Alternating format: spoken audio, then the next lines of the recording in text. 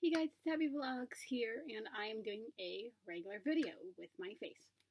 So, I am doing a regular video today because I had a it was pretty off day, let's just say. Because for one, I had a busy morning a little bit because took my brother to work, paid our lot rent, uh, took my mom to the doctor's, and then I went out driving, of course, because I go out driving every Tuesday. And when I got home,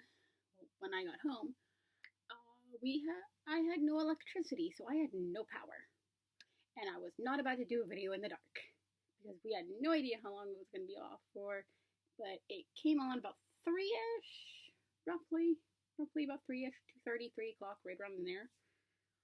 So yeah, that was really bad. So yeah, and today we are going to be reading chapter 12 of Harry Potter and the Chamber of Secrets.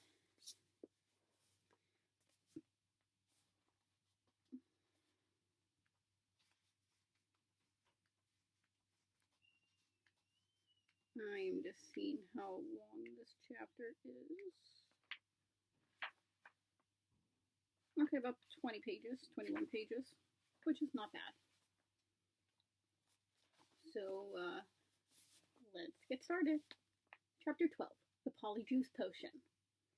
They stepped off the stone staircase at the top, and Professor McGonagall rapped on the door. It opened silently, and they entered. Professor McGonagall told Harry to wait and left him there alone. Harry looked around. One thing was certain: of all the teachers' offices Harry had visited so far this year, Dumbledore's was by far the most interesting. If he hadn't been scared out of his wits that he was about to be thrown out of school, he would have been very pleased to have a chance to look around it. It was a large and beautiful circular room full of funny little noises. A number of curious silver instruments stood on spindle-legged tables, whirring and emitting little puffs of smoke. The walls were covered with portraits of old headmasters and headmistresses, all of whom were snoozing gently in their frames. There was also an enormous claw-footed desk, and sitting on a shelf behind it, a shabby, tattered wizard's hat, the Sorting Hat. Harry hesitated. He cast a wary eye around the sleeping witches and wizards on the walls. Surely it couldn't hurt if he took the hat down and tried it on again just to see, just to make sure it had put him in the right house. He walked quietly around the desk, lifted the hat from its shelf, and lowered it slowly on his head. It was much too large and slipped down over his eyes, just as it had done the last time he'd put it on. Harry stared at the black inside of the hat, waiting. Then a small voice said in his ear, "Be in your bonnet, Harry Potter." Yes," Harry muttered. Sorry to bother you. I wanted to ask. You've been wondering whether I put you in the right house," said the hat smartly. Yes. You were particularly difficult to place, but I stand by what I said before." Harry's heart leapt. "You would have done well in Slytherin." Harry's stomach plummeted. He grabbed the point of the hat and pulled it off. It hung limply in his hand, grubby and faded. Harry pushed it back onto its shelf, feeling sick. "You're wrong," he said aloud to the still and silent hat. It didn't move. Harry backed away, watching it. Then a strange gagging noise behind him made him wheel around. He wasn't alone after all. Standing on a gold perch behind the door was a decrepit-looking bird that resembled a half-plucked turkey.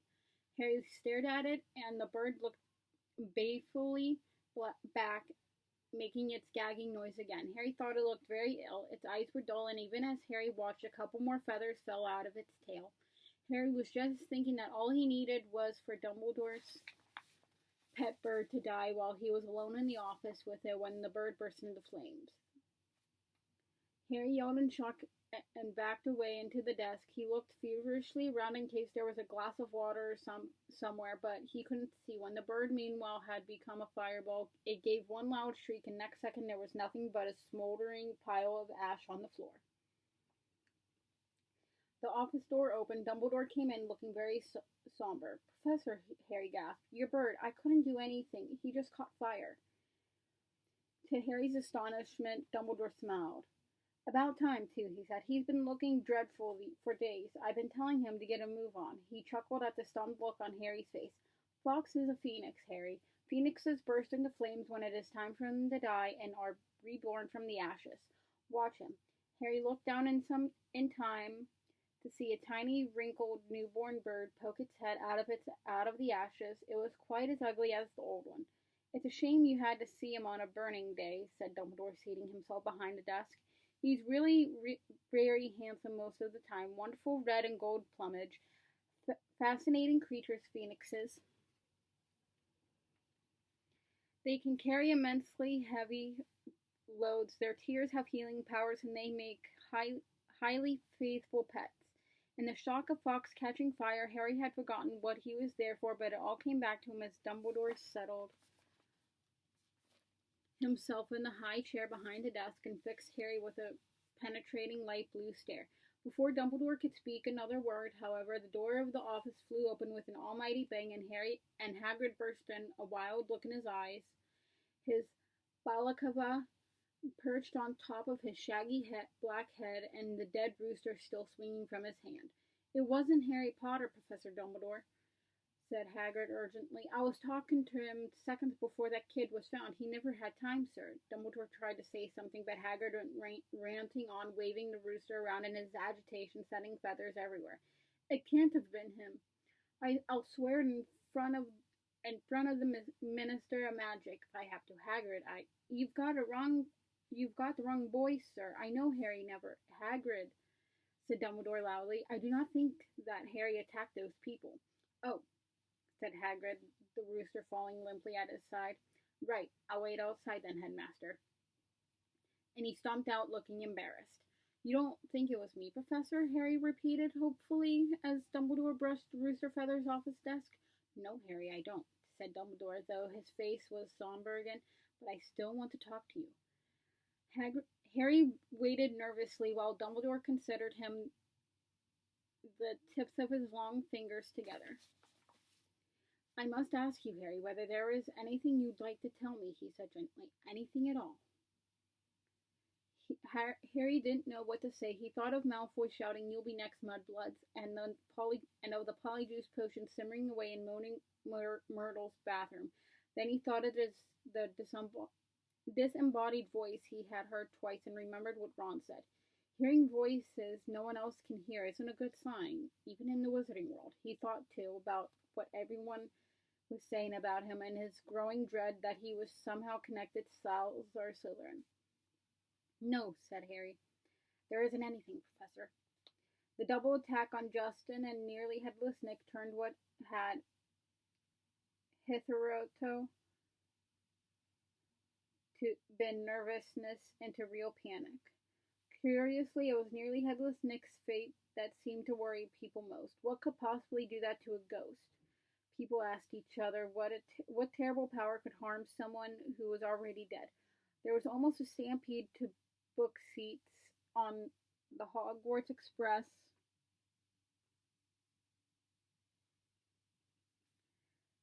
so that students could go home for Christmas. At this rate, we'll be the only ones left, Ron told Harry and Hermione. Us, Malfoy, Crabbe, and Goyle. What a jolly holiday it's going to be.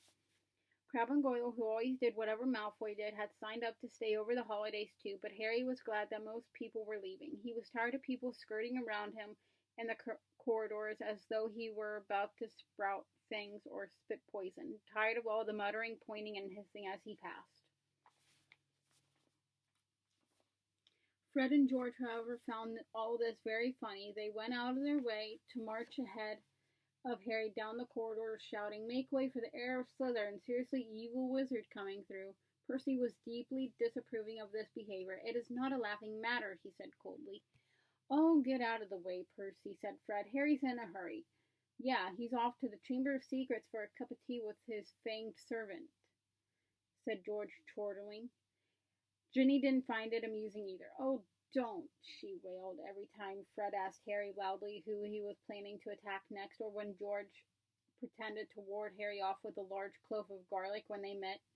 Harry didn't mind. It made him feel better that Fred and George at least thought the idea of his being Slytherin's heir was quite ludicrous.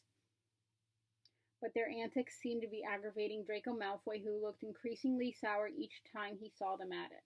It's because he's bursting to say it's really him, said Ron knowingly. You know how he hates anyone beating him at anything, and you're getting all the credit for his dirty work. Not for long, said Hermione in a satisfied tone. The Polyjuice Potion's nearly ready. We'll be getting the truth out of him any day now. At last the term ended, and a silence deep as the snow on the grounds descended on the castle. Harry found it peaceful rather than gloomy, and enjoyed the fact that he, Hermione, and the Weasleys had the run of Gryffindor Tower, which meant they could play Exploding Snap loudly without bothering anyone and practice dueling in private. Fred, George, and Ginny had chosen to stay at school rather than visit Bill in Egypt with Mr. and Mrs. Weasley. Percy, who disapproved of what termed their childish behavior, didn't spend much time in the Gryffindor common room. He had already told them pompously that he was only staying over Christmas because it was his duty as prefect to support the teachers during this troubled time. Christmas morning dawned cold and white. Harry and Ron, the only ones left in their dormitory, were woken very early by Hermione, who burst in fully dressed and carrying presents for them both. Wake up, she said loudly, pulling back the curtains at the window. Hermione, you're not supposed to be in here, said Ron, shielding his eyes against the light.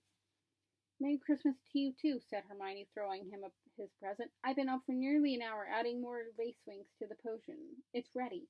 Harry sat up suddenly, wide awake. Are you sure? Positive, said Hermione, shifting Scabbers the rat so that she could sit down on the end of Ron's four-poster. If we're going to do it, I say it should be tonight. At that moment, Hedwig swooped into the room, carrying a very small package in her beak. Hello, said Harry happily as she landed on his bed. Are you speaking to me again?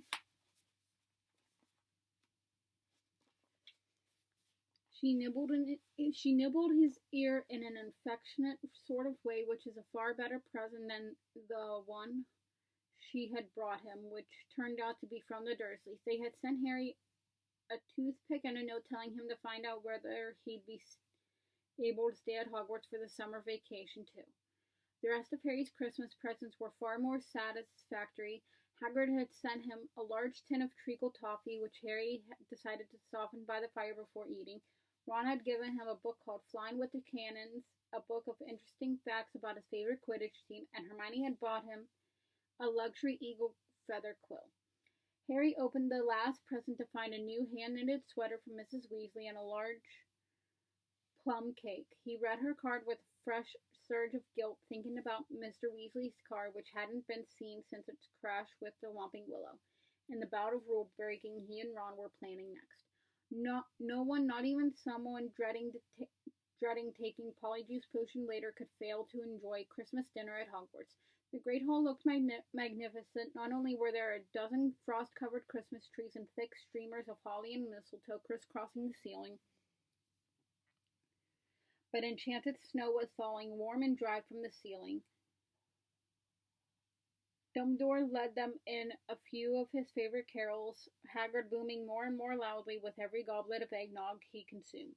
Percy, who hadn't noticed that Fred had bewitched his prefect badge, so now it read, Pinhead, kept asking them all what they were snickering at. Harry didn't even care that Draco Malfoy was making loud, snide remarks about his new sweater from the Slytherin table. With a bit of luck, Malfoy would be getting his comeuppance in a few hours' time.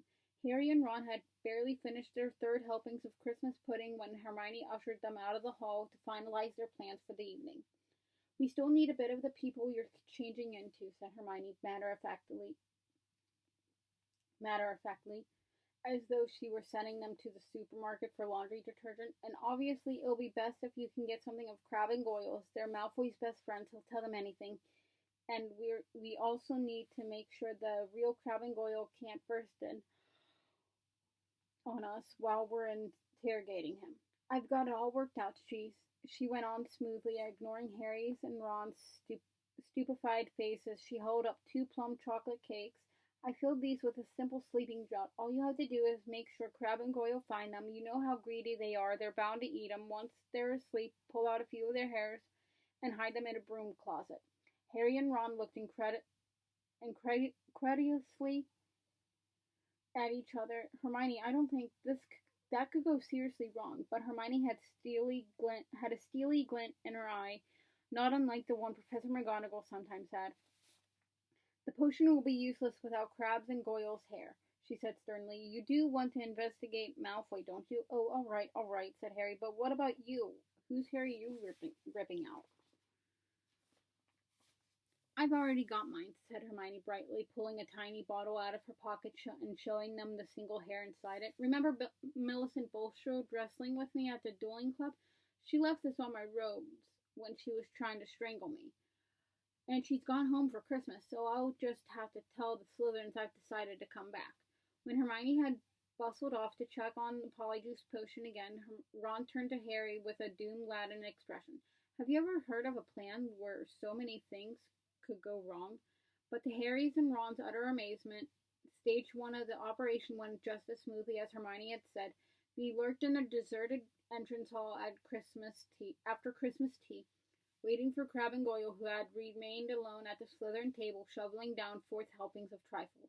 Harry had perched the chocolate cakes on the end of the banisters when they spotted Crabbe and Goyle coming out of the great hall. Harry and Ron hid quickly behind a suit of armor next to the front door. How thick can you get? Ron whispered ecstatically as Crabbe gleefully pointed out the cakes to Goyle and grabbed them. Grinning stupidly, they stuffed the cakes whole into their large mouths. For a moment, they both of them chewed greedily, looks of triumph on their faces. Then, without the smallest change of expression, they both keeled over backward onto the floor. By far the hardest part was hiding them in the closet across the hall. Once they were safely stowed among the buckets and mops, Harry yanked out a couple of the bristles that covered Goyle's forehead, and Ron pulled out several of Crabbe's hair. They also stole their shoes because their own were far too small for Crabbe and Goyle's size feet. Then, still stunned at what they had just done, they sprinted up to Moaning Myrtle's bathroom. They could hardly see for the thick black smoke issuing from the stall in which Hermione was stirring the cauldron. Pulling their robes over their faces, Harry and Ron knocked softly on the door. Hermione, they heard a scrape of the lock, and Hermione emerged, shiny-faced and looking anxious. Behind her, they heard the gloop-gloop of the bubbling, gluttonous potion. The 3 glass tumblers stood ready on the toilet seat. Did you get them? Hermione asked breathlessly. Harry showed her Goyle's hair. Good, and I sneaked these spare robes out of the laundry, Hermione said, holding up a small sack. You'll need bigger sizes once you're Crabbe and Goyle. The 3 of them stared into the cauldron. Close up, the potion looked like thick, dark mud, bubbling sluggishly. I'm sure I've done everything right, said Hermione nervously, rereading the splotched page of most potent potions. It looks like the book says it should. Once we've drunk it, we'll have exactly an hour before we change back into ourselves. Now what? Ron whispered. We separate it into 3 glasses and add the hairs. Hermione ladled large dollops of the potion into each of the glasses. Then, her hand trembling, she shook Millicent Bulstrode's hair out of its bottle into the first glass.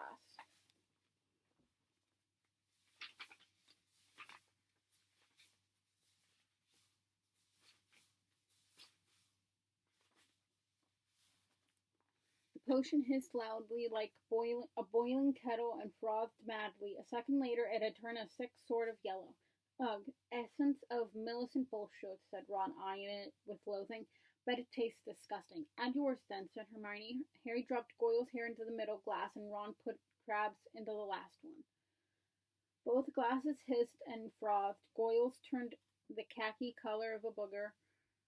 Crabbe's a dark, murky brown. Hang on, said Harry as Ron and Hermione reached for their glasses. We'd better not all drink them in here. Once we turn into Crabbe and Goyle, we won't fit. And Millicent Bulstrode's no pixie. Good thinking, said Ron, unlocking the door. We'll take separate stalls. Careful not to spill a drop of his Polyjuice potion, Harry slipped into the middle stall. Ready? He called. Ready, came Ron's and Hermione's voices. 1, 2, 3. Pinching his nose, Harry drank the potion down in 2 large gulps. It tasted like overcooked cabbage. Immediately, his insides started writhing. I cannot speak tonight. Writhing as though he'd just swallowed live snakes. Doubled up, he wondered whether he was going to be sick. Then a burning sensation spread rapidly from his stomach to the very ends of his fingers and toes. Next, bringing him gasping to all fours, came a horrible melting feeling as the skin all over his body bubbled like hot wax. And before his eyes, his hands began to grow, the fingers thickened, and the nails broadened. The knuckles were bulging like bolts, his shoulders stretched painfully, and a prickling on his forehead told him that his hair was creeping down towards his eyebrows. His robes ripped as his chest expanded like a barrel bursting its hoops. His feet were agony and shoes 4 sizes too small. As suddenly as it had started, everything stopped. Harry lay face down on the stone-cold floor, listening to Myrtle gurgling morosely in the end toilet. With difficulty, he kicked off his shoes and stood up. So this was what it felt like to being Goyle. His large hand trembling, he pulled off his robes, which were hanging a foot above his ankles, pulled on the spare ones, and laced up Goyle's boat-like shoes. He reached up to brush his hair out of his eyes and met only the short growth of wiry bristles low on his forehead. Then he realized that his glasses were clouding his eyes because Goyle obviously didn't need them. He took them off and called, "Are you two okay?" Goyle's low rasp of a voice issued from his mouth. "Yeah," came the deep grunt of Crabbe from his right. Harry unlocked the door and stepped in front of the cracked mirror. Goyle stared back at him out of dull, deepest eyes. Harry scratched his ear, so did Goyle. Ron's door opened. They stared at each other, except that he looked pale and shocked. Ron was indistinguishable from Crabbe, from the pudding bowl haircut to the long gorilla arms. "This is unbelievable," said Ron, approaching the mirror and prodding Crabbe's flat nose. "Unbelievable." "We'd better get going," said Harry, loosening the watch that was cutting into Goyle's thick wrist. "We've still got to find out where the Slytherin common room is. I only hope we can find someone to follow." Ron, who had been gazing at Harry, "You don't know how bizarre it is to see Goyle thinking." He banged on Hermione's door. "Come on, we need to go." A high-pitched voice answered him. I don't think I'm gonna come after all. You go without me." "Hermione, we know Millicent Bulstrode's ugly. No one's gonna know it's you." "No, really, I don't think I'll come. You two hurry up. You're wasting time." Harry looked at Ron bewildered. "That looks more like Goyle," said Ron. "That's how he looks every time a teacher asks him a question." "Hermione, are you okay?" said Harry through the door. "Fine, I'm fine. Go on." Harry looked at his watch. 5 of their precious 60 minutes had already passed. "We'll meet you back here, all right," he said. Harry and Ron opened the door of the bathroom carefully, checked that the coast was clear, and set off. "Don't swing your arms like that," Harry muttered to Ron. "Eh? Crabbe holds them sort of stiff. How's this? Yeah, that's better." They went down the marble staircase. All they needed now was a Slytherin that they could follow to the Slytherin common room, but there was nobody around. "Any ideas?" muttered Harry. "The Slytherins always come up to breakfast from over there," said Ron, nodding at the entrance to the dungeons. The words had barely left his mouth when a girl with long curly hair emerged from the entrance. "Excuse me," said Ron, hurrying up to her. "We've forgotten the way to our common room." "I beg your pardon," said the girl stiffly. "Our common room? I'm a Ravenclaw." She walked away, looking suspiciously back at them. Harry and Ron hurried down the stone steps into the darkness, their footsteps echoing particularly loudly as Crabbe's and Goyle's huge feet hit the floor, feeling that this wasn't going to be as easy as they had hoped. The labyrinth passages were deserted. They walked deeper and deeper under the school, constantly checking their watches to see how much time they had left. After a quarter of an hour, just when they were getting desperate, they heard a sudden movement ahead. "Aha!" said Ron excitedly. "There's one of them now." The figure was emerging from a side room. As they hurried nearer, however, their hearts sank. It wasn't a Slytherin, it was Percy. "What are you doing down here?" said Ron in surprise. Percy looked affronted. "That," he said stiffly, "is none of your business. It's Crabbe, isn't it?" What? "Oh, yeah," said Ron. Well, get off to your dormitory, said Percy sternly. It's not safe to go wandering around dark corridors these days. You are, Ron pointed out. I, said Percy, drawing himself up, am a prefect. Nothing's about to attack me. A voice suddenly echoed behind Harry and Ron. Draco Malfoy was strolling toward them, and for the first time in his life, Harry was pleased to see him. There you are, he drawled, looking at them. Have you two been pigging out in the Great Hall all this time? I've been looking for you. I want to show you something really funny. Malfoy glanced witheringly at Percy. What are you doing down here, Weasley? He sneered. Percy looked outraged. You want to show a bit more respect to a school prefect, he said. I don't like your attitude. Malfoy sneered and motioned for Harry and Ron to follow him. Harry almost said something apologetic to Percy, but caught himself just in time. He and Ron hurried after Malfoy, who said as they turned into the next passage that Peter Weasley, Percy, Ron corrected him automatically. Whatever, said Malfoy. I noticed him sneaking around a lot lately, and I bet I know what he's up to. He thinks he's going to catch Slytherin's heir single-handed. He gave a short, derisive laugh. Harry and Ron exchanged excited looks. Malfoy paused by a stretch of bare, damp stone wall. What's the new password again? He said to Harry. Said Harry. Oh yeah, pure blood, said Malfoy, not listening, and a stone door concealed in the wall slid open. Malfoy marched through it, and Harry and Ron followed him. The Slytherin common room was a long, low, underground room with rough stone walls and ceiling from which round, greenish lamps were hanging on chains. A fire was crackling under an elaborately carved mantelpiece ahead of them, and several Slytherins were silhouetted around it in high-backed chairs. Wait here, said Malfoy to Harry and Ron, motioning them to a pair of empty chairs set back from the fire. I'll go and get it. My father's just sent it to me. Wondering what Malfoy was going to show them, Harry and Ron sat down, doing their best to look at home. Malfoy came back a minute later, holding what looked like a newspaper clipping. He thrust it under Ron's nose. That'll give you a laugh, he said. Harry saw Ron's eyes widen in shock. He read the clipping quickly, gave a very forced laugh, and handed it to Harry. It had been clipped out of the Daily Prophet, and it said, Inquiry at the Ministry of Magic. Arthur Weasley, head of the Misuse of Muggle Artifacts Office, was today fined 50 galleons for bewitching a Muggle car. Mr. Lucius Malfoy, a governor of Hogwarts School of Witchcraft and Wizardry, where the enchanted car crashed earlier this year, called today for Mr. Weasley's resignation. Weasley has brought the ministry into disrepute, Mr. Malfoy told our reporter. He is clearly unfit to draw up our laws, and his ridiculous Muggle Protection Act should be scrapped immediately. Mr. Weasley was unavailable for comment, although his wife told reporters to clear off or she'd set the family goal on them. Well, said Malfoy impatiently as Harry handed the clipping back to him. Don't you think it's funny? Ha ha, said Harry bleakly. Arthur Weasley loves Muggles so much he should snap his wand in half and go join them, said Malfoy scornfully. You'd never know the Weasleys were purebloods the way they behave. Ron's, or rather Crabbe's, face was contorted with fury.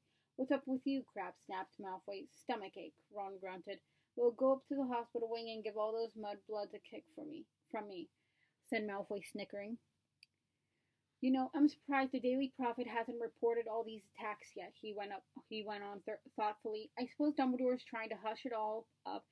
He'll be sacked if it doesn't stop soon. Father's always said old Dumbledore is the worst thing that's ever happened to this place. He loves Muggleborns. A decent headmaster would have never let slime like that Creevy in.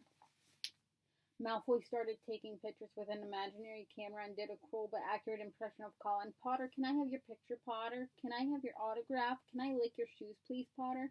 He dropped his hands and looked at Harry and Ron. What's the matter with you two? Far too late, Harry and Ron forced themselves to laugh, but Malfoy seemed satisfied. Perhaps Crabbe and Goyle were always slow on the uptake. St. Potter, the mudblood's friend, said Malfoy slowly. He's another one with no proper wizard feeling, or he wouldn't go around with that jumped-up Granger mudblood, and people think he's Slytherin's heir? Harry and Ron waited with bated breath.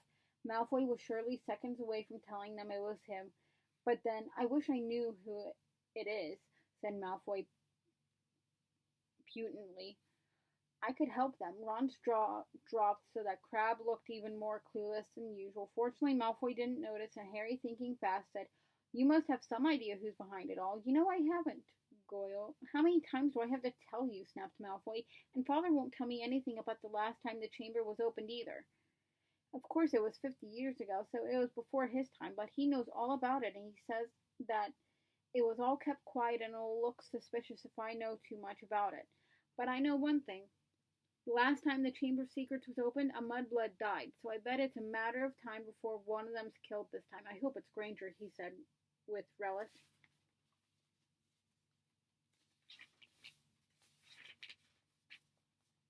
Ron was clenching Crabbe's gigantic fist, feeling that it would be a bit of a giveaway if Ron punched Malfoy. Harry shot him a warning look and said, "Do you know if the person who opened the chamber last time was caught?" "Oh yeah, whoever it was expelled," said Malfoy. "They're probably still in Azkaban." "Azkaban?" said Harry, puzzled. "Azkaban, the wizard prison, Goyle," said Malfoy, looking at him in disbelief. "Honestly, if you were any slower, you'd be going backward." He shifted restlessly in his chair and said, "Father says to keep my head down and let the heir of Slytherin get on with it. He says the school needs ridding of all the mudblood filth, but not to get mixed up in it. Of course he's got a lot on his plate at the moment. You know the Mystery of Magic raided our manor last week?" Harry tried to force Goyle's dull face into a look of concern. "Yeah," said Malfoy. "Luckily they didn't find much. Father's got some very valuable dark art stuff, but luckily we've got our own secret chamber under the drawing room floor." "Oh," said Ron.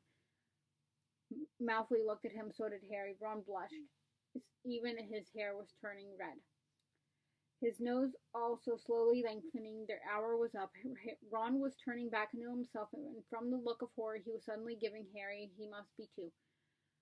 They both jumped to their feet. "Medicine for my stomach," Ron grunted, and without further ado, they sprinted the length of the Slytherin common room, hurled themselves at the stone wall, and dashed up the passage, hoping against hope that Malfoy hadn't noticed anything.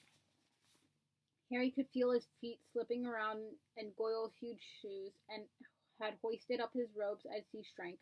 They crashed up the steps into the dark entrance hall, which was full of a muffled pounding coming from the closet where they'd locked Crabbe and Goyle. Leaving their shoes outside the closet door, they sprinted in their socks up the marble staircase toward Moaning Myrtle's bathroom.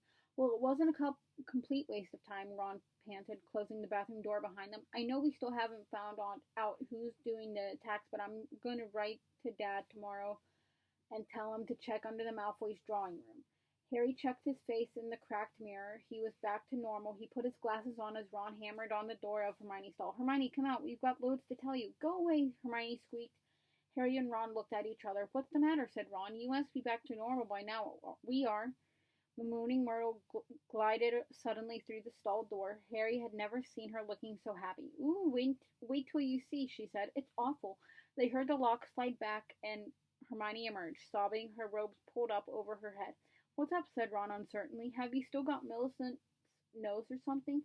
Hermione let her robes fall, and Ron backed into the sink. Her face was covered in black fur, her eyes had turned yellow, and there were long pointed ears poking through her hair. "It was a cat hair," she howled. Millicent Bulstrode must have a cat, and the potion isn't supposed to be used for animal transformations." "Uh-oh," said Ron. "You'll be teased something dreadful." "Something dreadful," said Myrtle happily. "It's okay, Hermione," said Harry quickly. "We'll take you up to the hospital when Madame Pomfrey never asked too many questions." It took a long time to persuade Hermione to leave the bathroom. Moaning Myrtle sped them on their way with a hearty guffaw. "Wait till everyone finds out you've got a tail." And that is the end of the chapter. And the next stream, I think it will be the next stream or the next video that I read another chapter of this book. We are almost done with this book. We are going to be on chapter 13 out of 18. So we are almost done. Thank you guys for watching, and I will see everyone in the next video. Bye bye.